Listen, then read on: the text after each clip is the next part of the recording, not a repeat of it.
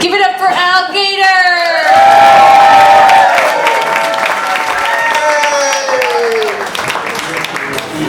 I have to tell you, I never liked the song "You Light Up My Life" like Debbie doing.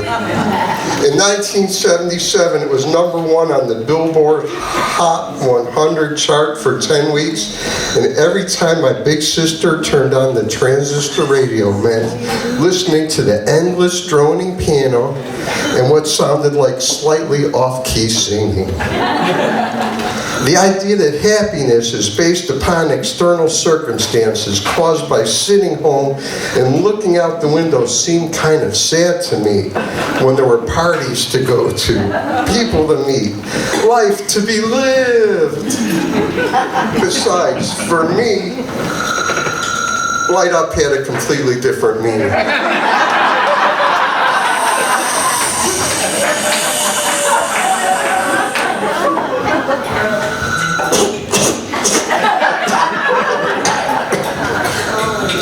For my first joy on the playground in the summer between 6th and 7th grade, getting high would light up my life.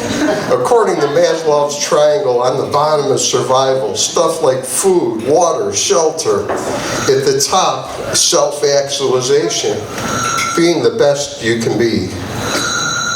People self-actualize in different ways according to what is important to them. Getting high was how I self-actualized. For years, I was high 24/7, 365. I would keep a 3-foot bong in the sink in the bathroom, and when I would go to the toilet in the middle of the night, I would go to the toilet and lean over and do a bong.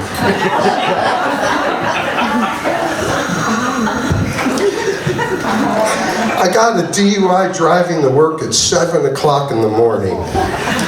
After getting pulled over for speeding, I had no choice but to roll down the window, and it was like a scene from a Cheech and Chong movie.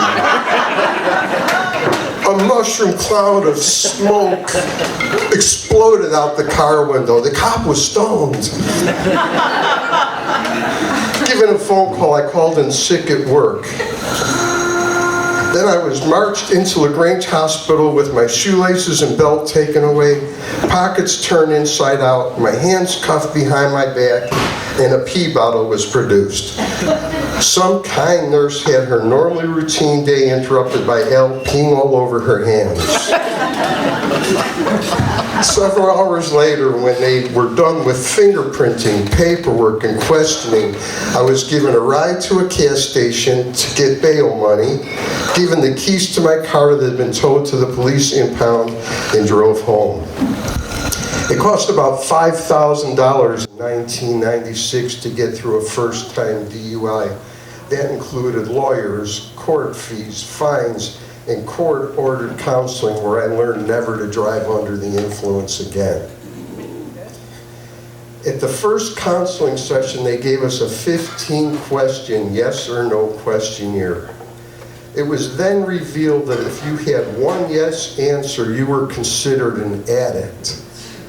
I got 13 yes answers. This was a wake-up call for me.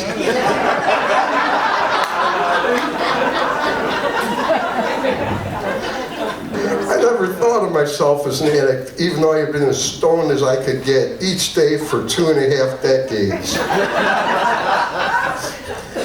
I called the NA hotline and got a referral to meetings at River Edge Hospital.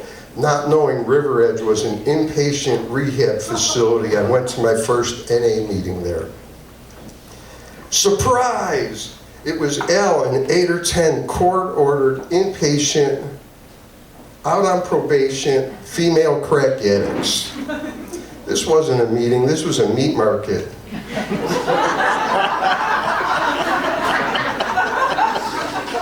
In a meeting that was intended to offer safety and sobriety, there was very real danger. I shared how I got high every minute of every day, and they laughed so hard you would have thought I was a stand-up comedian. See, I was a functional addict, excelling at my job as an industrial salesman for Ingersoll Rand for 34 years, showing up at the meeting in business attire, and they laughed because my issues seemed so small to them in comparison to their crack addict, selling their bodies on the street corner lives. With visions of a future that included bringing them crack in exchange for oral sex, I walked out halfway through the meeting. I knew the dangers of crack. One time I met a lady and spent the day smoking crack with her. After dropping her off at the entrance to a trailer park on Mannheim Road, I knew crack had the potential to change the course of my life and threw her phone number out the car window. This shit was so addictive that for the next week I drove up and down Mannheim Road unsuccessfully every night after work looking for her. Finally, years later, getting high no longer worked for me. All I was doing was chasing a feeling, a thought, a hope to carry on that had long since burned out. So I went back to NA meetings, quit doing drugs, and became an alcoholic.